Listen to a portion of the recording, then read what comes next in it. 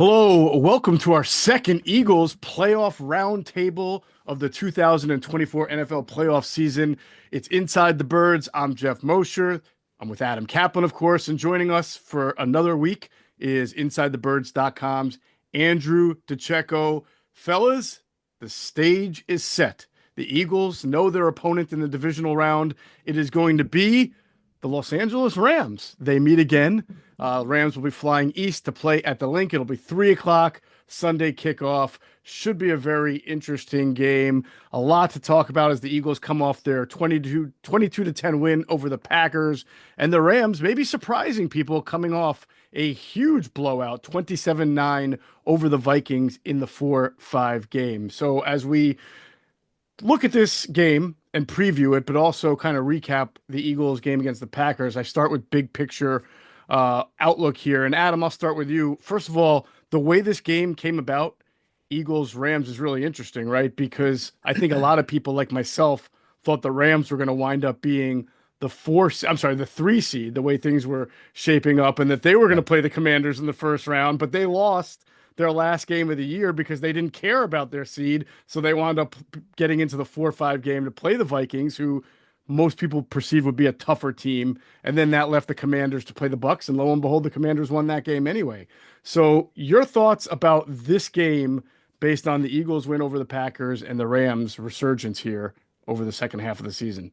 Yeah, just to pick up what you just said, the resurgence, because when the Eagles played them, they were still trying to figure out who they were. They had significant offensive line changes. They had a number of injuries earlier in the season, and they actually have benched 2 high-priced veterans. It's kind of weird. They just got Puka Nacua back from his injury. Then he had a PCL sprain. He was back, and in that game also, Cup came back from his high ankle sprain. So they had to get they just weren't themselves. But if you look at them now, this is pretty much the healthiest that they've been. We'll talk about anything new that came out of that game later in the week when we go over the game. But yeah, the Rams they're still explosive. But the thing about the Rams is you don't quite know what their offense is going to do from week to week. Sometimes they look incredible, then sometimes they get smoked at home against Miami. Whereas with the Eagles, okay, we know the pass game is inconsistent, but JalenHurts, as we saw against Pittsburgh, is always capable. But they are who they are. They're a run first team. No one more run first than the Eagles in terms of first down run calls and first half run calls. Just in general, nobody runs the ball more than the Eagles in the first half of games, which is crazy to think about how this has been forever, really, since Jeffrey Lurie owned the team 30 years. So the Eagles kind of know who they are, but they had an injury on defense, and we fast forward now to the divisional round. We kind of know who these teams are. Andrew, your thoughts on this matchup? Is it the one you expected going into the playoffs? I thought it was one that probably was most favorable for the Eagles because they played them before. They won 37-20. Obviously, as Adam outlined, it's a stark contrast to where they were back on November 20th to where they are right now. But Sean McVay is a very enigmatic coordinator, play caller, and you just don't know what you're going to get week to week. And I think what you see from all the talent that they have, that you can't take them lightly. But I think that they have a lot of talent on the defensive line, but they are undersized. I really like Jared Verse, but I think you're going to take the Eagles offensive line, and I would expect the Eagles approach to be lean on their defensive line, try to wear them down so that they don't have that juice late in the game, and lean on Saquon Barkley. We might get a little bit of snow on Sunday too. I think that really favors the Eagles, but it's really interesting to see how the Eagles match up this time, what they've learned from that first matchup.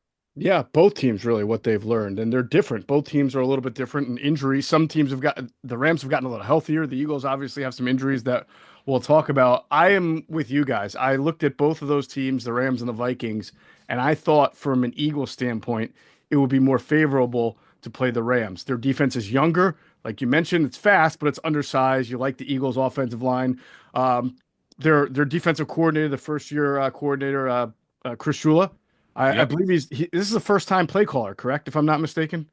Yes, in fact, he went to Miami of Ohio with Sean McVay. It's kind of crazy Right. that he hired him, but yeah, it's been a good story. I know there's some coaches I know weren't quite sure if he was ready, but you never know until you're put in there, and he's done a really good job. Right. I think I would have. the Eagles looked into him right before they got Yes, Desai, yeah, right? Yes, they did. yeah, he was They on their did. list. Correct. Right. Yep. But I would much prefer the first time play caller, the new defensive coordinator, as opposed to Brian Flores, who would have come into the link and seen on tape the struggles in the Eagles pass game and their concepts and thrown the kitchen sink and done a lot of things that I think could have given the Eagles a lot of issues.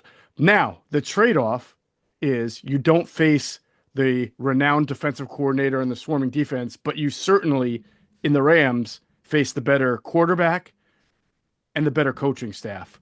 And that part will be a really interesting subplot in this divisional round matchup. The cat and mouse game between the Rams coaches, Eagles coaches. Eagles coaches won round one, but to your point, Andrew, and Adam, you even mentioned this, McVay is a guy that is an excellent play caller. He's really good at what he does, and he's going to have a plan. So I expect this to be a good game, but again, like the favorable matchup for the Eagles against the Rams instead of the Vikings, and we'll see how it goes. Let's move into a discussion.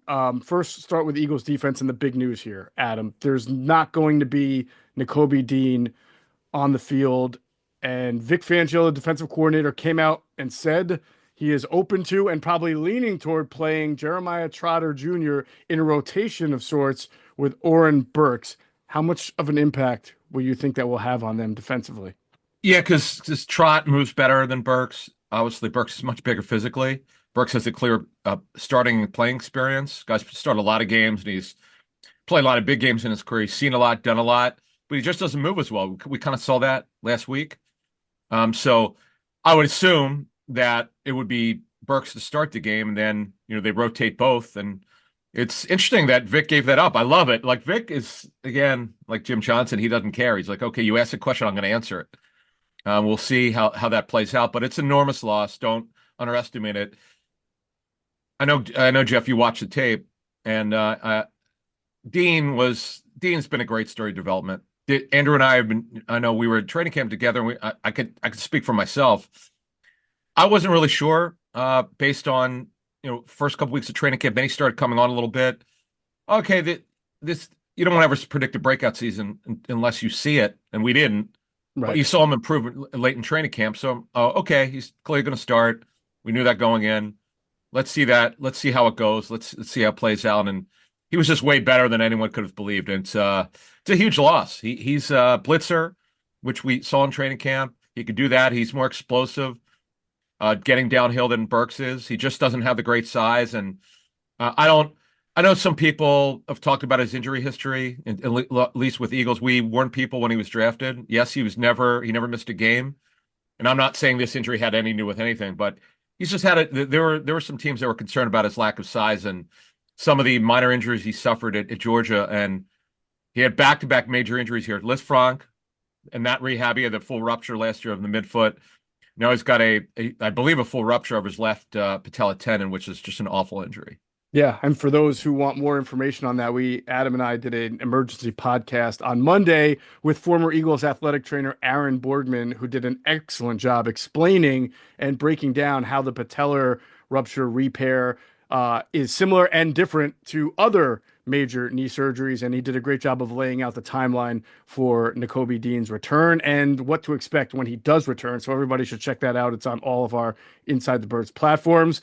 Adam, one thing that jumps out, what you said about Vic Fangio, I think you'd have to, you could waterboard Nick Sirianni and he wasn't going to give you that information. And Vic is just like, yeah, I'm going to rotate both these guys. And not only did that, Andrew, he basically said about Jeremiah Trotter, I like the future for the kid, and the future is now. So he left nothing. He said could be now. He said could be now. It could be now. But when Vic gives you even that much, it certainly seems like Trotter's going to be on the field. But I do want to get back to you on Nakobe. And I'm not one for hyperbole. I was watching the All-22. I actually thought Nakobe was in the middle of the best game that he's played as an Eagle, which makes that injury so unfortunate because you saw, Andrew, and you were there at the game, you saw as soon as he went out that the Packers started to funnel their offense toward Oren Burks' side of the field. Some people think like you attack a guy. It's not like you're going one-on-one, but they ran screens to that side of the field. They ran their outside zone to that side of the field. They were clearly trying to get the ball in Oren Burks' vicinity, and you saw Burks miss some tackles and get out of place. Yeah, going into that game, I actually thought I said that Nakobe Dean was going to be, he was my pick at least to be the most impactful defensive player for the Eagles because of the game flow and the style of play that the Packers like to play, thought it lended itself favorably to Kobe having a good game. But Oren Burks is a limited player, but I think whenever you look at a third linebacker on any team, and I know a lot of folks out there, they expected him to play better, but you're not going to get the same level of play as a Zach Bonner and a Kobe Dean. You have to look at that with context. He is a little bit limited, but he's played over 100 games in his career. He started in the Super Bowl. He played 71 snaps in the Super Bowl. And I think he gives you that. He's a highly intelligent player. I really enjoy talking to him and hearing the way that he sees the game. And I think it's probably the right decision to platoon him with Jeremiah Trotter Jr. because you get a little bit more on the athletic side with Trotter Jr. But I don't think it would be prudent to throw him out there against a Matthew Stafford, Jeremiah Trotter Jr. I'm speaking about, where I think he would certainly be targeted in the passing game for sure, as he's trying to keep his head above water. Right, and then situationally, go ahead, Adam. I was just going to say situationally, is just pick up what Andrew's saying. It could be rundowns. It's Burks passing time, Trotter, or vice versa. Situationally is where I see this happening. They're going to figure out this week in practice. Okay. From tape study, what does Trotter do best? What times of the game should he be in versus Burks? And then that's how they could split the reps up. But, this is a big spot for Trot. And honestly, with Burks being a one-year deal and Dean coming back from a major injury, the issue is whether Dean will be able to play next season. He obviously will not be ready for week one. Right. The rehab for this is 9 to 10 months, as Aaron Borgman told us. It's a little bit longer than ACL, and it's more involved, and it's much more difficult, arduous. But he did tell us it's not like it used to be where it was like it could end careers. Yeah. It delayed Nate Allen's. Remember, Nate Allen was not the same here. Later, when he left, he was better. But he'll come back, but it's the last year's deal. So who the heck knows if the Eagles make it to the Super Bowl, this could be the showcase for Trotter for next year. Yeah, and let's not forget Van Sumeren's lost with a knee injury as well. Yeah, this would have been a spot where he could have gotten a little bit of run. He's immensely athletic. So they're really only down to 3 linebackers. I would have to imagine that probably a Dallas Gant would have to be signed to play some of those special team snaps that Trotter and Burks would have occupied. And that's an important third element of the game that we talk about a lot that goes sometimes overlooked, not by you, Andrew. You probably chronicle special teams more than anybody I know. But Vic Fangio made a point to say when he was asked, why would you platoon Burks and Trotter if you feel like one guy is better than the other? And he made a point to say, well, both of those guys play on special teams and need to play on special teams. So you're not trying to overwork them by playing them the full game and the full special teams. So it'll be interesting to see how they divide the reps, because situationally, to your point, Adam, yes, that's the way you would want to do it, but you can't always guarantee you're going to be in the situations that you want. So they may have to do it at some stretches, just series by series, based on how long the series go and how much energy these guys have because of the special teams factor. So that'll definitely be worth monitoring.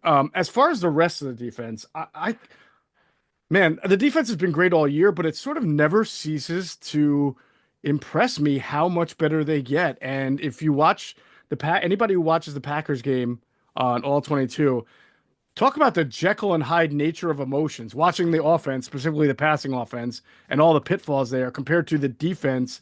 Nolan Smith, Jalen Carter, Milton Williams, they dominated. Milton Williams had a really good game. Milton Williams had a very quiet, and I thought Jalen Carter, I said in the post game, he didn't get sacks or things like that, but he tipped the pass. He got pressure. He would open up a gap for a run, and a linebacker would swarm in. These guys, to me, him and the continued development of Nolan Smith are going to be the reason that they get past the Rams, if they get past the Rams. And Nolan Smith actually gave credit to one of his sacks to Milton Williams and said, I should give him half of my game check, and he was kidding, but that's going to be in the story that I'm writing. But I thought that kind of really accents Milton Williams, what he's being able to do when he's not getting to the quarterback, when he's not making plays against the run. He's doing different things to open things up for teammates. Yeah, and I think one of the underrated things that we don't discuss enough, Adam, is how well conditioned this team is this year compared to past, because we keep wondering, when is the Eagles' 3-man edge rotation going to bite it in the ass, right? When's that going to come back and haunt them? But they only played, even with a healthy Bryce Huff, or at least for what we know, they really only played, for the most part, Sweat, Nolan Smith, and a little bit of Jalix Hunt, who had a really nice, he had a nice run stop, I believe, or a chase. Yeah, he did. Game, yeah. But they're really surviving on 2 guys to play a lot of the edge snaps and 2 or 3 guys to play the interior. Adam, that's got to, from where they were last year from a conditioning standpoint, especially Jalen Carter, for those guys to be able to play as much and improve is really I gotta say that's great coaching and great change of habits to practice to be able to get those guys more reps. Yeah, and the Eagles don't practice a ton comparatively to other teams. By the way, it's ironically they're playing the Rams, who practice about as lately as any other team does. Right. In the regular season, that is. Although they've changed their training camp, they actually are a little bit harder. But with the Eagles situation, it's fascinating. So at some point, early in the season, they were using three, then they used four, then they had the injuries, they used three. And Greg Cosell told us that nobody plays fewer defensive snaps in the NFL than the Eagles do. It's because of the running game, and when you control the clock like that, you get a little bit more rest. Whereas last year, we know Josh Sweat clearly wore down. That was a factor, and he also didn't play as well. The tape showed that. But you're not seeing that anymore. They don't. Although there was a game. What game Geoff, did we talk about on our show? They clearly looked gassed. I forget which game it was. It was the Washington game. Washington game. They did. The tape showed that.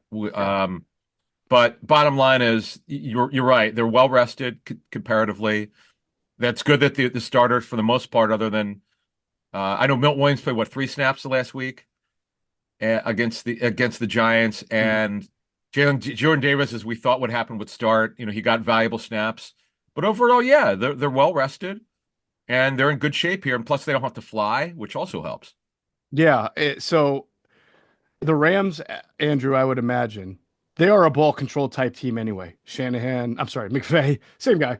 McVay likes to run the ball. Kyron Williams is his workhorse. They take some shots, but they're generally going to work the middle of the field with Nakua, with Kupp, with their tight ends, with their running backs that they throw to. And it'll be interesting to see how the Eagles decide to match up to that. I thought it was pretty fascinating that the Eagles, for the most part, stayed in nickel against the Packers. But also, I thought it was interesting that the Packers stayed in 11 personnel and invited the nickel onto the field and tried to do a lot of running out of that. So it was almost like I thought the Packers might try to go 12 personnel and get Cooper DeJean off the field or make the Eagles match up to that in a nickel. So I'm very interested in the cat and mouse game that's going to happen between McVay and Vic Fangio. I actually think that they're going to be able to move the ball a little bit, the Rams, in the running game, not having the Kobe Dean there. You can take advantage of Oren Burks or Trotter being in the middle of that defense. They give up a little bit of size and physicality there, I think. So that, to me, will be what they're going to look to establish early on in that game. But I wouldn't be surprised if you see a ton more of Milton Williams in this game to kind of beef it up inside there, and even Jordan Davis, because Jordan Davis only played 13 snaps, I believe, last week. I think that you're going to see some of those guys have increased roles given the matchup. Yeah, and that sort of speaks to two things. One, Jordan Davis is mostly a player in their base defense, right? So he's only going to be on the field a lot when the opponent is in 12 personnel or 21 personnel or, heavy tight ends. But the Packers run the ball a lot. That's what they try to do. And even though they were in 11, you could have played Jordan Davis in your 4-man front, but they chose not to. They chose not to. They chose to play Milton Williams and Jalen Carter. And Adam, we've talked about this. It's because those guys are more impactful, not just against the pass, but even against the run. So they have chosen those guys to be their 4-man guys. Yeah, I mean, the rotations always tell you. Snaps can't tell you. You don't have to guess. They're telling you. This is who we trust in critical times. Jordan Davis, if it's 3rd and 2, he's probably going to be in there. 3rd and 1, definitely in there. 3rd and goal, definitely in there. But if it's longer than that, past situations, he's not going to be in there. I think Greg said that there was like one snap of more than 3rd and 3 he'd been in the whole season. That just tells you he's just a run guy. It's not what the Eagles drafted him to do overall down the line, but he's made some strides. Sometimes he doesn't play well. We've pointed that out ad nauseum when the technique's poor. But they need him. Look, you're right. Kyron Williams, he will run the football. I mean, they will run the football. Yeah. The Shanahan tree, going from Mike to Kyle to McVay to Kevin O'Connell, they will run the football. And that's Kyron Williams. You talk to anyone who scouted him at Notre Dame, nobody saw this. They were worried about his injury history. He's smaller. He's had some injuries, but to be this volume runner, and McVay, by the way, does not believe in sharing the football with other running backs. It's all Kyron Williams. Give him a breather once or twice a game with Corum.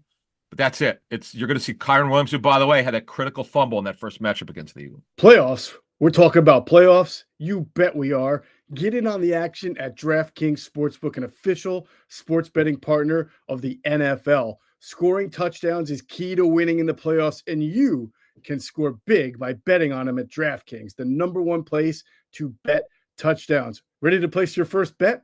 Try betting on something simple, like a player to score 6. Go to the DraftKings Sportsbook app and make your pick. Right now on the DraftKings Sportsbook app, the Eagles are plus 450 to win the Super Bowl. What do you say, Birds fans? New DraftKings customers can bet $5 to get $200 in bonus bets instantly. So download the DraftKings Sportsbook app and use code BIRDSPREGAME.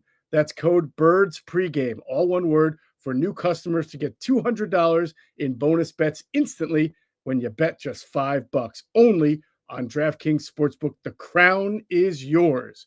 Gambling problem? Call 1-800-GAMBLER in New York. Call 877-8-HOPE-NY or text HOPE-NY 467-369. In Connecticut, help is available for problem gambling. Call 888-789-7777 or visit ccpg.org. Please play responsibly on behalf of Boot Hill Casino and Resort. 21 plus age and eligibility varies by jurisdiction. Void in Ontario. Bonus bets expire 168 hours after issuance. For additional terms and responsible gaming resources, see dkng.co/audio. Yeah, so we know that the Rams are going to try to run the ball with Kyron Williams. That's what they do fundamentally. Also, Andrew, what we learned all year, but really against the Packers, is when Jordan Love wanted to throw the outs and the flats, the plays are there to be made. I think Jordan Love's problem was he got a little greedy at times and tried to make the bigger throw in the tighter coverage, and the Eagles secondary did a good job. I think with Stafford and with McVay, they will try to do the same thing. The Eagles are going to play a lot of cover 3. They're going to play a lot of quarters. They're going to leave areas of the field open and quickly open. The question is, do you have the patience to just take it and take it and take it? And I do feel like the one thing that the Rams probably might have done better than Sam Darnold, the Vikings, and even better than Love is the experience of Stafford is he'll learn to take the small stuff. He'll take the layups, and he has a guy like Nakua, especially, who can help him move the chains in that regard. But on the converse side, Andrew, I don't see a whole lot of big play potential anymore from this Rams offense like it was a couple of years ago when Cooper Kupp won the triple receiving crown. Agree? Right. It lacks for explosive plays. And if the Eagles do have a vulnerability, it would be in the teeth of the defense right now, right in the middle. And that's where I would expect Matthew Stafford to take what they're giving him over the intermediate levels of the field. With Puka Nacua especially, I think he's going to get his catches, but I don't think they're going to give up anything over the top. Where they're really going to try to establish is the running game with Kyron Williams. Andrew, real quick, you were at that game. You're not the first game? Yeah. Eagles Yep. game? Okay. Who dropped that pass was it Tutu Atwell, the bomb? It was Tutu Atwell. Yeah, that and it's funny because he's so small. That's not who I thought it would be. I thought it might be Demarcus Robinson or somebody else, but that was not the guy. Yeah, and it was a post, I think. And do you recall, could have he scored if he caught it, or just would have been first and goal? I think he would have scored. Oh boy. Okay. I think he had a step, if I remember correctly. Gotcha.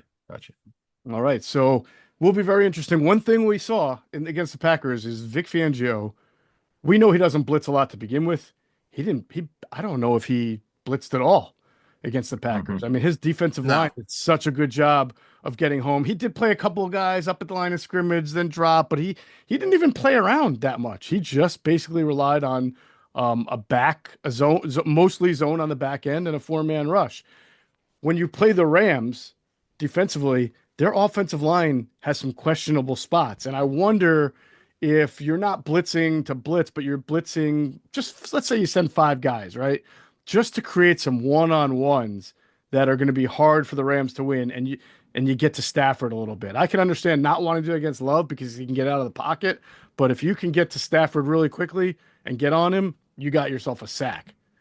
And when they get to him, they have to bring him down because he can give her the football and hit it with awkward launch points and things like that. So you have to make sure, and sometimes that lends itself to he holds the ball a little bit low.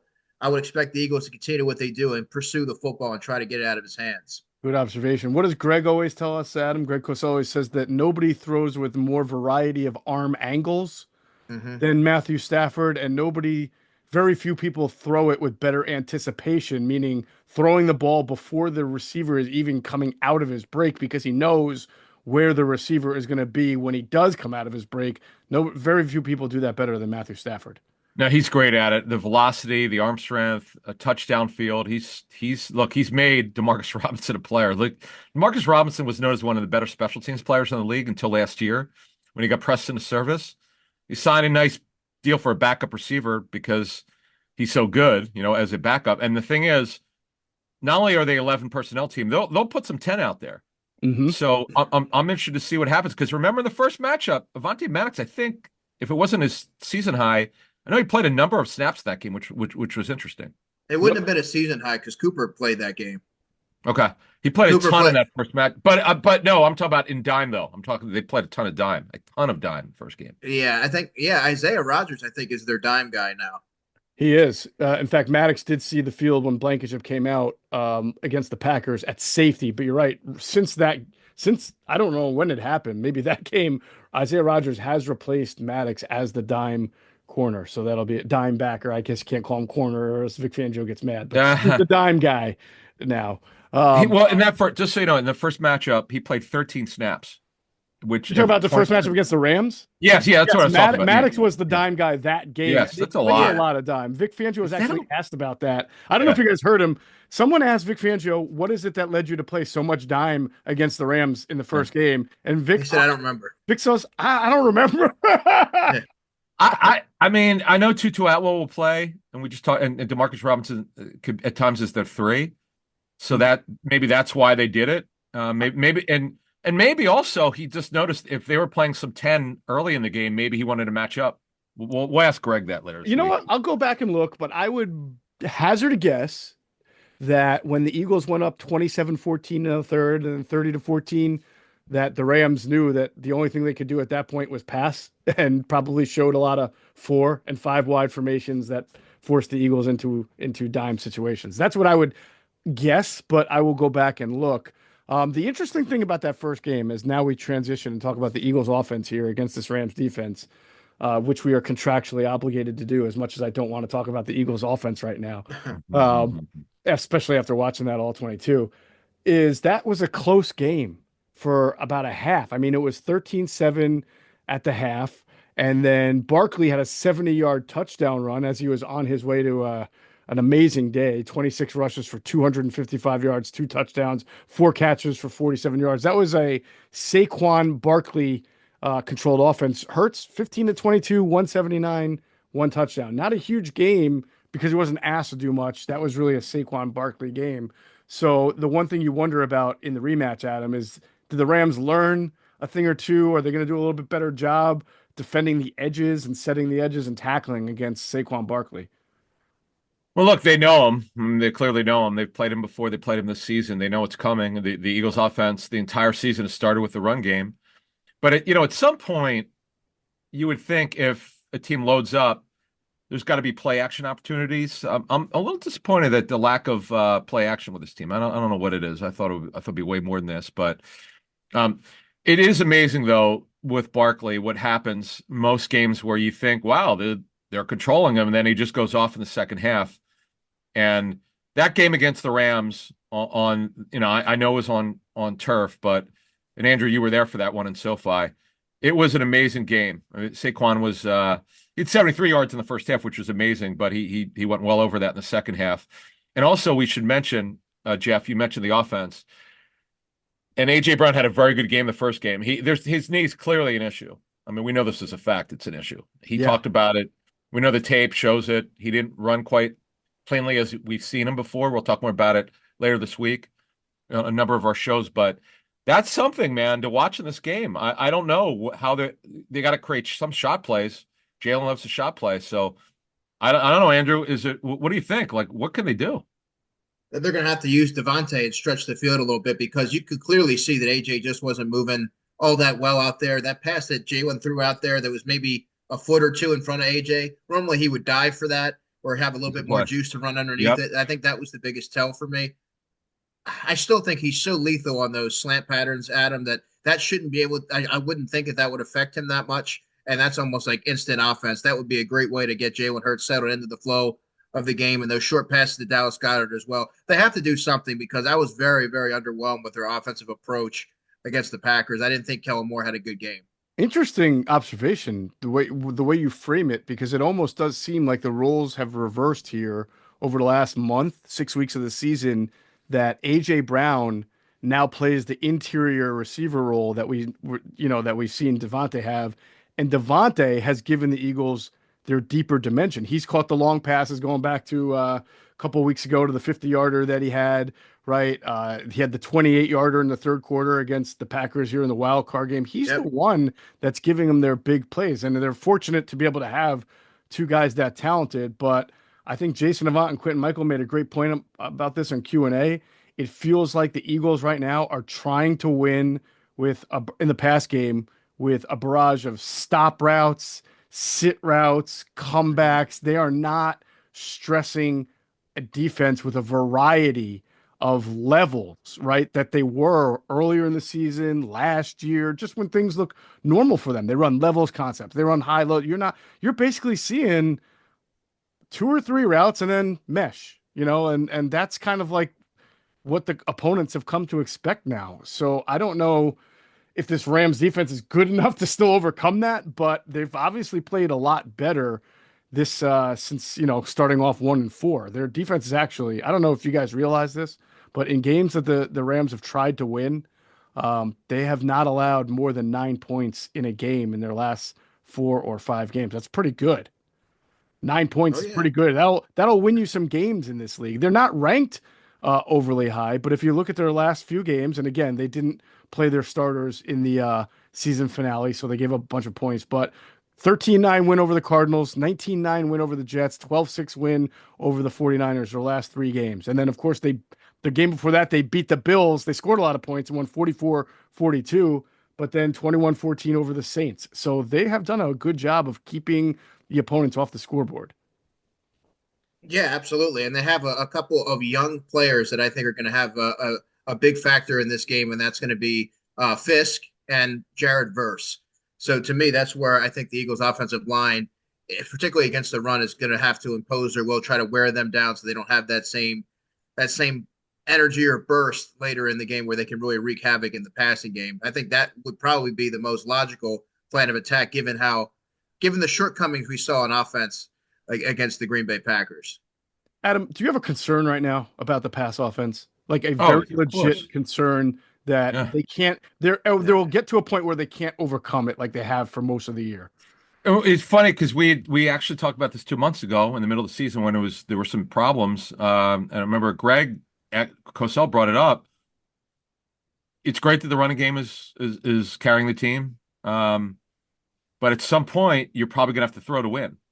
And Jalen was so good against Pittsburgh. You go, wow, that was a wow game. It wasn't just the numbers which were great; the tape was phenomenal. As some person told me who his job is to grade tape for the team that faces the Eagles if they're on the schedule. And the Eagles were on the schedule, told me that when he did advance on the Eagles, he goes, holy smokes, I've not seen Hurts make these degree of throws before. Those are super tough throws, and he made them. And then, he has a concussion. He has a game like this last week. I know they didn't throw the ball a lot. I get that. And he got off to a good start. Then he kind of lost his accuracy or the timing. So on your point, I don't know what you're getting out of the pass game. I have no idea. This is what we feared. In 22, you know what you got. They were a passing team, not a running team. They passed to win. They passed to score. Here, they're running to win, which is fine. But you would like to, if it's tight in the fourth quarter, they shocked us and passed to run the clock out against Pittsburgh, which you never see, but they did. Most teams don't do that.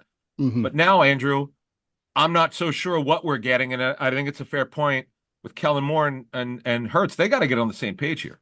It's the vibe in the Yeah, locker room, Andrew, on that. Well, like when you talk to these guys after the game, there's been more than one occasion, and especially this Packers game, where it seems like the guys are frustrated and they want more and they want to do better, but they keep saying that. Yeah, and this has been something. Is it wasn't just the Carolina Panthers game. It wasn't just the Green Bay Packers playoff game. The passing game hasn't looked right. It doesn't meet the eye test. And for me, when you see them try to start, they started out the early parts of the season trying to establish the passing game, and that's really where they ran into some slow starts offensively, and then they really found their run first identity. But you can't just turn it on. It hasn't looked right all season long. And aside from probably the first game against the Packers to open the season in Brazil and the Steelers game, the passing game just hasn't been good. And there's a multitude of reasons for that. I think I expected to see a lot more innovation and creativity from Kellen Moore when he came to Philadelphia. That's what he was billed as. And Jalen Hurts, I expected to see more of a growth and evolution in terms of the passing game than I've seen. You know what? The fact that we keep talking week after week about that Steelers game and that I Green know. Bay game I know. And has it's led further me and further away. right, Yeah. but it's also led me to believe that this offense has passing offense has an identity crisis. It's different from week to week. You there are times that look successful. I mean, within other games they've played well at times as well. But when you see success against the Steelers or against the Packers, good defenses, and then you don't see the same concepts used, like where was the spread? Where was the spread? No huddle, empty formations that work so well against the Steelers.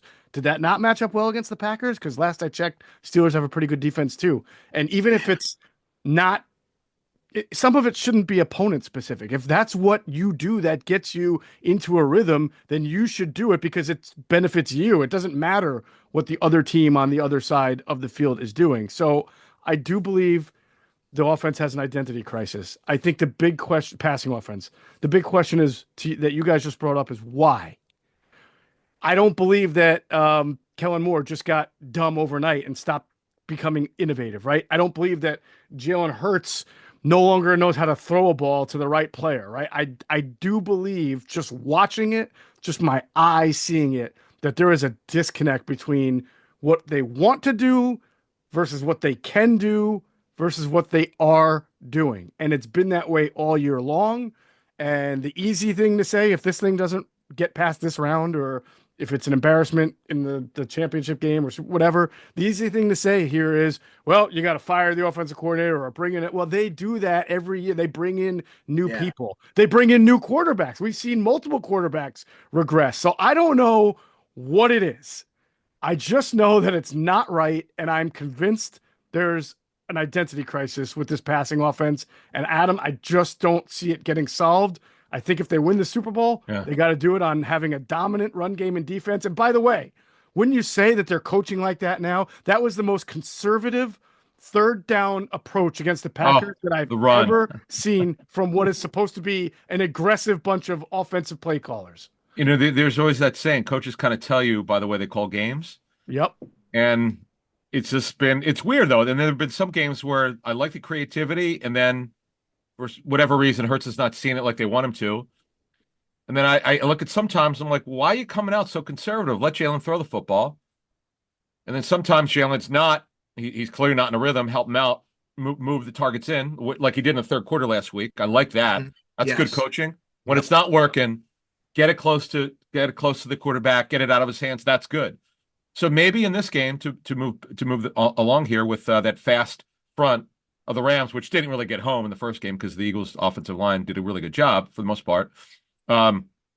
It's whatever Kellen and Jalen feel together that they can do to get Jalen going here. That's the key to get this going, is they got to get him into a rhythm. Sometimes we see it. In fact, I remember Andrew was coming on our show this season. Andrew's brought it up, get him into a rhythm. You got to do that. And typically you do start that at the beginning of the game. Andrew, what do you think? Yeah, you would think that the easiest way to get Jalen Hurts into a rhythm would be to hit those slant routes with A.J. Brown, would be to get the ball in the hands of his safety valve in a Dallas Goedert, much like the third down that Adam was talking about, or the third quarter in which Adam was talking about, get the ball out of Jalen's hands quick, got it to Dallas Goedert. He hit him with the stiff arm and took advantage of his ability to rack up yards after the catch. That, to me, would be the simplistic way of getting your quarterback and the passing game as a whole into a rhythm. You know, they're going up against a secondary here for the Rams that's got two journeymen at corners, right? Darius Williams and Ahkello Witherspoon. I mean, they've been around the block for a couple of different teams now. They're safeties.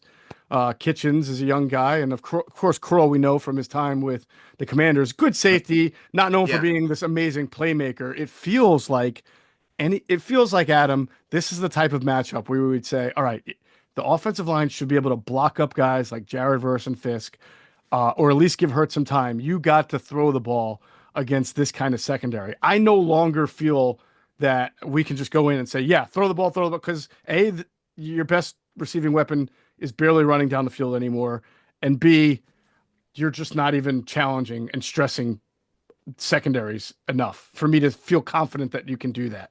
But you got to try. Like, coaches never go into a game saying, we can't do this. Let's not do it. If you can do it, and Andrew brought up Devontae Smith's got to be that shot play receiver. Someone's got to be able to get deep. I know Dotson's, that's really not his game. It's more intermediate. It's not like he gets the ball a lot. But I want to go back to what Andrew said. We're talking about the Bang 8 play, which we've talked about for 3 years with A.J. Brown.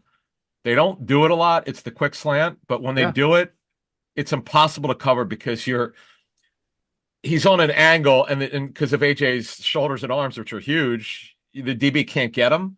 And that, Geoff, you brought it up earlier. That to me is something he probably could do with this knee issue. And if he can't get past 15 yards, then he just goes down. His knee won't allow him. But so I would try that, but you just can't go in thinking you can't pass. Of course they could pass because they could protect. But how much do you want to? This goes on your point though. When you've got 26 back there, who had 26 carries in that first matchup, how many times do you want Jalen dropping back, whereas your best play is probably with handing the ball off? I think the most concerning thing is that last week Green Bay had 2 reserve corners. They had Keyshawn Nixon and Carrington Valentine, and they still weren't taking advantage of those opportunities because I believe that there were plays there to be made. So to Geoff's point, he was mentioning that there are areas of opportunity against the Rams in the secondary, but it doesn't necessarily mean the Eagles are going to take advantage of that. Yeah, and again, I expected more on third down than just sort of vanilla plays to punt and then hope that your defense holds it. But that's what they did against the Packers. I agree, Adam. Right. You don't go into a game saying I'm not throwing the ball or I'm not trying, but the Eagles did not try much to stress the Packers down the field, and when they did. They had some protection issues. The Packers, for a couple of plays, would throw some zero looks at them. I imagine the Rams will take a look at that and maybe try to duplicate it. But something's got to get this.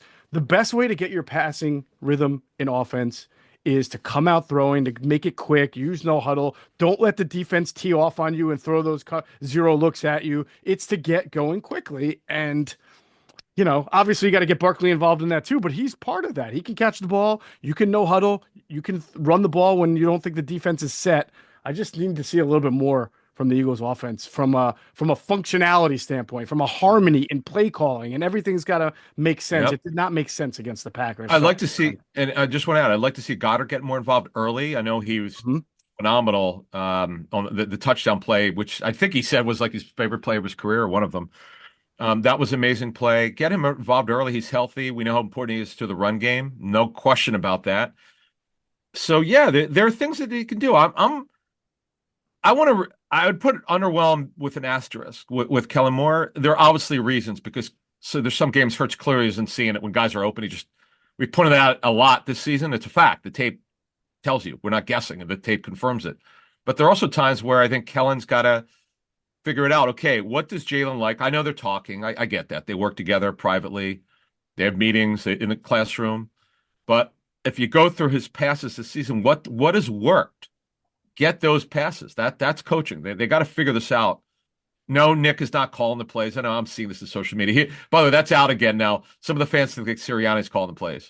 It's actually funny. I don't know where they're getting that. I don't know. People are funny because they have the conspiracy theories on what I call anti-social media.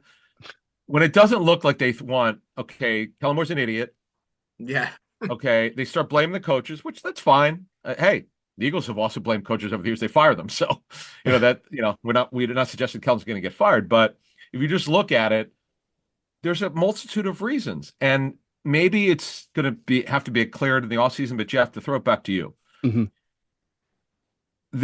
You never know when it's going to come. But there's going to have to be a time here. And we saw in the Super Bowl when Jalen was phenomenal. Excellent. Okay? Sometime it's gonna come. They're gonna have to throw to win. Yeah. No one can predict it. It's impossible. They don't know. We don't know if they don't know. Right. But you never know when it's gonna come up. I would be surprised if it's this game, but against Detroit, hello. But let's get to there first. They got to win this week.